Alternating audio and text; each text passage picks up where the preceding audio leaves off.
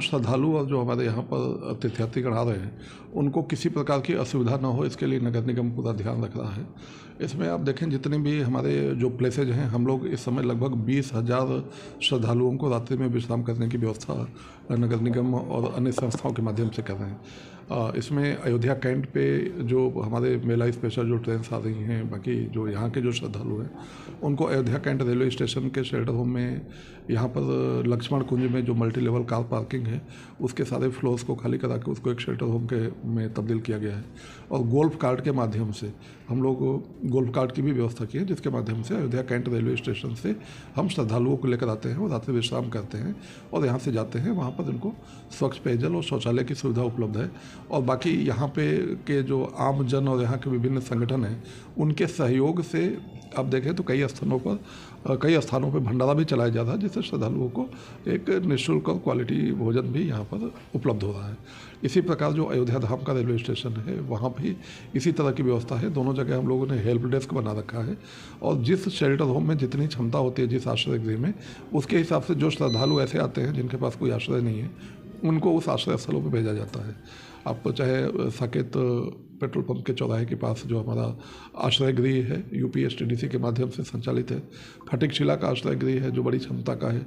वो सरकारी आश्रय गृह है, वो संचालित है। अब ओल्ड जो पुराना क्वीन हो पार्क है वहाँ पे नगर निगम के द्वारा एक परमानेंट नेचर का एक आश्रय गृह बनाया गया, वो संचालित है। और इसके साथ ट्रस्ट से अनुरोध करके बाग BJC में एक आश्रय गृह बनवाया गया है, वो जो कि 3,000 की क्षमता का है, वो भी संचालित है। तो हम लोग और कुछ जगह हाल्टिंग एरियाज भी बनाए गए हैं, चाहे तुलसी उद्यान हो, राम की पैड़ी हो, राम कथा पार्क हो। तो इन जगहों पे जैसे कि कोई भी श्रद्धालु इस तरह के माहौल में या कोई भी ऐसी जगह न विश्राम करें जो कि छत विहीन हो। तो उद्देश्य ये है कि जो भी श्रद्धालु आ रहे हैं उनको रात्रि में छत मिले और उनको पेयजल और शौचालय इसकी सामान्य व्यवस्था मिले। पूरे शहर में हम लोगों ने सफाई का कार्य करते हैं और विशेष रूप से इस समय रात्रि में ज़्यादा प्रभावी ढंग से किया जा पा रहा है, क्योंकि भीड़ है और हमारे जो श्रद्धालु भारी संख्या में श्रद्धालु हैं, तो दिन में झाड़ू लगाना या मैकेनिकल स्वीपिंग कराना अयोध्या धाम में उतना संभव नहीं हो पाता। तो दिन में हम लोग पिकिंग करा रहे हैं लोगों को लगाकर, और जो व्हील्ड डस्टबिन दिए गए हैं जो कि आप व्हील के माध्यम से उस डस्टबिन में ही कूड़ा दिन में पिक करते हैं और रात्रि में उसकी विधिवत सफाई होती है। जो जूते चप्पल आप देखें कि राम मंदिर पर या हनुमानगढ़ी पे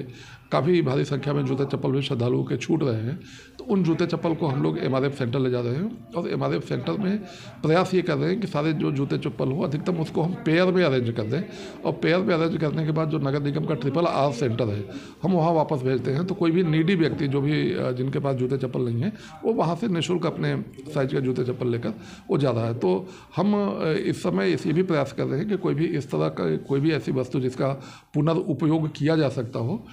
उसको पुनर्उपयोग के लायक बनाकर उसका पुनर्उपयोग भी कर रहे हैं। और सारी व्यवस्थाएं हमारा लगभग 1500 वाटर टैप्स, पानी के पेयजल के लगभग इतने हमारे लगाए गए हैं जो वाटर ATM, वाटर कियोस्क के सभी के माध्यम से निःशुल्क है। इसके साथ आप देखें 500 शौचालय लगाए गए हैं जो कि घाट पर, राम की पैड़ी क्षेत्र में, और जो आप बंधे के ऊपर और विभिन्न स्थलों पे देखेंगे तो इतने शौचालय भी अवेलेबल है। और प्रत्येक जो शौचालय ही मात्र अवेलेबल नहीं है बल्कि प्रत्येक 10 सीट पर एक मैन पावर लगाया गया है जो कि उन शौचालयों की सफाई सुनिश्चित करता है। प्रतिदिन रात्रि में मेरे द्वारा निगरानी की जा रही है और हम स्वयं भ्रमणशील भी रहते हुए और प्रत्येक स्थान का जूम पर हम लोग उस पर एक VC भी करते हैं, वीडियो कॉन्फ्रेंसिंग भी रात में करते हैं मध्य रात्रि में। और वीडियो कॉन्फ्रेंसिंग के माध्यम से हम मात्र अपनी व्यवस्थाओं का ही जायजा नहीं लेते बल्कि जिस स्थल पे मैं नहीं रहता उसके शेष स्थलों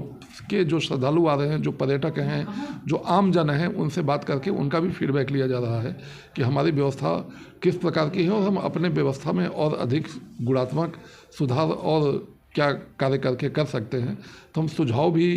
आमंत्रित करते हैं और उनसे फीडबैक और उनकी प्रतिक्रिया भी प्राप्त करते हैं। तो ये इस तरह से हमारा जो अयोध्या नगर निगम है, हम लोग श्रद्धालुओं के स्वागत के लिए और श्रद्धालु जन जो भी हमारे आ रहे हैं उनको कोई असुविधा ना हो इसकी पूरी तैयारियों के लिए हम लोग तत्पर हैं। उद्देश्य सिर्फ ये है कि जो भी अयोध्या धाम से हमारे श्री अयोध्या जी से जाएँ वो एक अच्छी यादों के साथ जाएँ, एक अच्छी मेमोरी के साथ जाएँ।